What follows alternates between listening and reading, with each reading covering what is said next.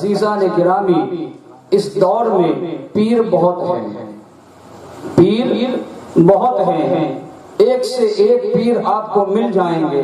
یقیناً اللہ تبارک و تعالیٰ نے اس دنیا میں اہل سنت کو خالی نہیں رکھا، بہت سے پیران اعظام اس دنیا میں موجود ہیں، لیکن میں اپنے تئیں یہ بات کرتا ہوں کہ اگر پیروں کو الگ الگ حصوں میں تقسیم کیا جائے تو اس کی ترتیب اس طرح ہمارے سامنے آتی ہے۔ کچھ پیر ایسے ہیں جو ٹھیک ہوتے ہیں، کچھ پیر ایسے ہوتے ہیں جو ٹھیک ہوتے ہیں، جس پر اللہ ہی رحم کرے۔ اس کا مطلب یہ ہے کہ نہ ان کو شریعت سے کوئی لینا دینا ہے، نہ طریقت کے ساتھ ان کا کوئی واسطہ ہے۔ ہاتھ گدی آئی ان کے گدی ہاتھ آئی اور وہ گدی نشین ہو کر بیٹھ گئے، ان کو شریعت کی شین سے بھی کوئی مطابقت نہیں، طریقت کی تو بھی وہ نہیں جانتے، لیکن باپ پیر تھے، بیٹے بھی پیر بن گئے۔ تو ایسے پیر جو ہوتے ہیں وہ ٹھیک ہوتے ہیں، اور ایک پیر ایسا ہوتا ہے جو اچھا ہوتا ہے۔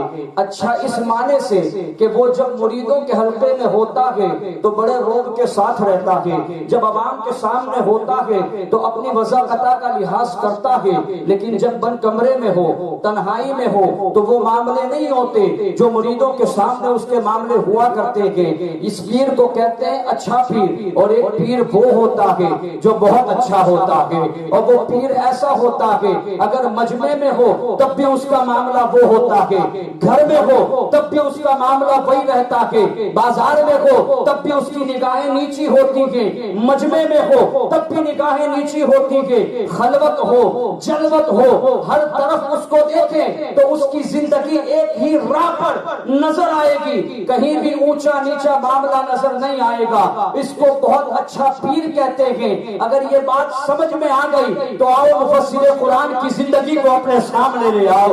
حضور مفسر قرآن کی ذات مبارکہ اچھے پیر کے، ٹھیک پیر کے یا بہت اچھے پیر کے، مفسر قرآن کی زندگی اپنے سامنے لاؤ۔ کیسے پیر کے؟ اور پیر بننے کے لیے، پیر بنانے کے لیے، مرید ہونے کے لیے امام عشق و محبت اعلیٰ حضرت عظیم البرکت مجدد ملت حاضرہ و سنہ امام احمد رضا محدث بریلوی رضی اللہ تعالیٰ فرماتے ہیں کہ مرید بننے کے لیے پیر کے اندر 4 باتوں کو دیکھ لینا۔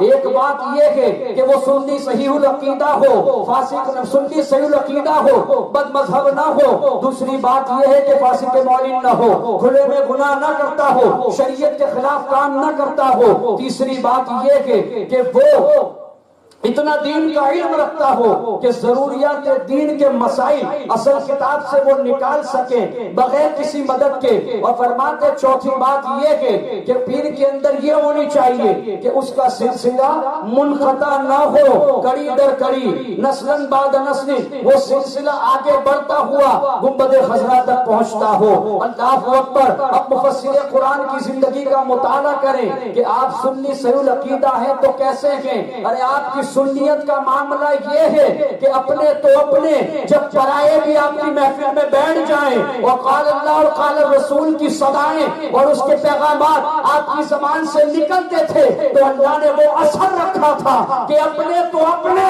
پرائے بھی اپنے کفر سے تائب ہو کر نعرہ رسالت بلند کرنے والوں میں شمار ہو۔ یہ ان کی سنیت کا عالم کہ خود تو سنی ایسے، لیکن جدھر رخ کیا سنیت کے قلعے فتح کیے اور ایسی گلشن آباد کیے۔ یقیناً کوسمبا ایک چھوٹا سا علاقہ کے، سورت ایک بڑا شہر کے، تاریخ گواہ ہے۔ یقیناً بڑے بڑے علماء کی خدمتیں ہیں، سب کی خدمتیں سراخوں پر، لیکن اس تمام علماء کا سپہ سالار اعظم اگر کوئی ہے تو وہ ذات مفسر قرآن کی ذات۔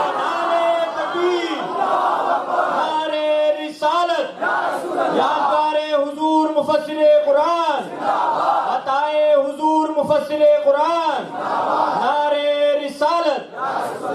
عزیزان گرامی یاد رکھیے، حضور مفسر قرآن محتاج تعارف نہیں ہے، کچھ ولی ایسے ہوتے ہیں جن کا چرچا اللہ تبارک و تعالی 400 عالم میں بلند کرتا ہے، لیکن کچھ ولی ایسے ہوتے ہیں جو گدڑی میں لال ہوتے ہیں۔ یقیناً ان کا رتبہ دربار مصطفیٰ میں ایسا ہوتا ہے جیسا کہ امام احمد رضا کے بارے میں کسی عقیدت مند نے کہا تھا کہ کس کی مجال ہے جو نظر بھی ملا سکے۔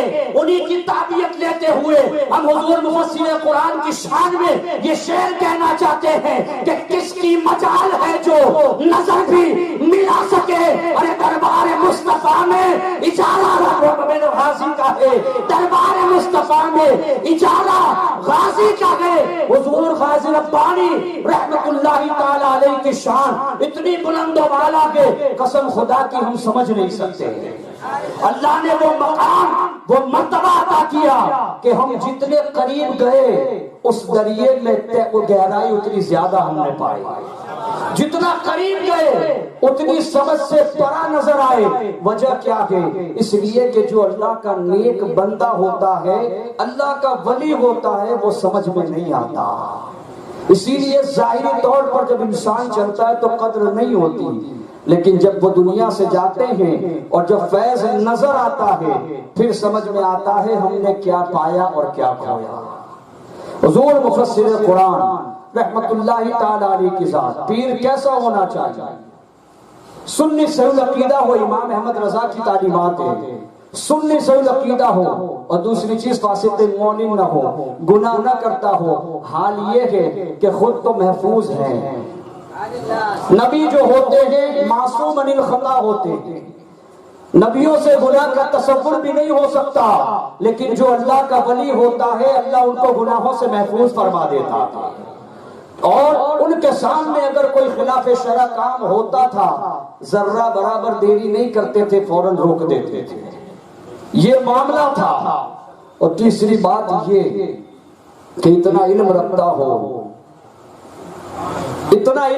ہو کہ ضروریات دین کے مسائل اصل کتب سے اخذ کر سکے بغیر کسی کے مدد کے، جس کو دنیا مفسر قرآن کہے۔ اس کے علم کا عالم کیا؟ اگر یہ آج 10-15 تقریر کر لے تو خطیب اعظم کے لقب مل جائے، آج 10-12 تقریریں ہو جائیں خطیب ہندوستان کے لقب مل جائیں، جس نے اپنی زندگی کے 80 سال خدمت قرآن میں گزار دی، تفسیر قرآن کرتے، بلکہ 80 سال تقریباً اس سے کم یا زیادہ ساری زندگی قرآن مقدس کی تفسیر بیان کرتے رہے۔ اور امام تفسیر نعیمی کے مصنف حضرت علامہ مفتی احمد یار خان نعیمی علیہ رحمہ نقل فرماتے ہیں کہ مفسر کے لیے تقریباً 22 علوم و فنون پر دسترس ہونا ضروری ہے۔ 22 علوم و فنون کے اوپر تقریباً دسترس ہونا ضروری ہے، تب جا کر بندہ مفسر بنتا ہے۔ اور یہاں مفسر قرآن کا حال یہ ہے، آج کل اگر کچھ علماء تفسیر بیان کرتے ہیں تو روح البیان کا مطالعہ کرتے ہیں، تفسیر نعیمی کا مطالعہ کرتے ہیں، الگ الگ تفاسیر تفسیر کبیر کا مطالعہ کرتے ہیں، بیضاوی کا مطالعہ کرتے ہیں، جلالین کا مطالعہ کرتے ہیں، لیکن مفسر قرآن کے علم کا عالم دیکھیں۔ سورت کی سرزمین ہے، رفاعی کی مسجد ہے، میں بھی موجود تھا، چھوٹی عمر تھی، بہت سے بزرگ موجود ہیں، انہوں نے خود دیکھا ہوگا کہ رفاعی مسجد میں جب سرکار مفسر قرآن رمضان کے مہینے میں پورا مہینہ تقریباً رکے تھے، اس وقت میں نے اپنی آنکھوں سے دیکھا تھا، چھوٹی عمر تھی، حضور مفسر قرآن جیسے مسجدوں کے اندر قرآن کے 30 پاروں کی پیٹیاں ہم رکھتے ہیں، اسی پیٹی میں سے سرکار مفسر قرآن ایک پارا اٹھاتے تھے اور سب کے سامنے کھول کر آیت پڑھتے، ترجمہ لکھا نہیں ہے، تفسیر اس میں موجود نہیں ہے، 4 آیتیں پڑھتے اور پڑھنے کے بعد ترجمہ بھی کرتے اور اس کی مکمل تفسیر بھی بیان فرماتے۔ یہ علم کا عالم تھا۔ آج ہمیں تفسیر بیان کرنی ہو تو بغیر کسی تفسیر کی کتاب کے ہم معذور نہیں کر سکتے، لیکن جس کا علم کا عالم یہ ہو کہ بغیر کسی کتب کے مطالعے کے وہ قرآن کی تفسیر بیان کرتا ہو، اس کے علم کا عالم کیا ہوگا۔ اللہ اکبر۔ چوتھی بات امام اہل سنت فرماتے ہیں کہ چوتھی بات یہ کہ اس کا سلسلہ منقطع نہ ہوا ہو، نسلن بعد نسل، قرنن بعد قرن، وہ سلسلہ آگے بڑھتے بڑھتے گنبد خضرا تک پہنچتا ہو. یہاں سے باندہ سے سلسلہ چلا تو عبد الرحمن گوہر پانی پتی تک پہنچا. وہاں سے سلسلہ چلا تو عبدالعزیز محدث دہلوی کی دہلیز پر پہنچا. جب وہ سلسلہ آگے بڑھا تو حضرت شاہ ولی اللہ کے قدموں میں پہنچا.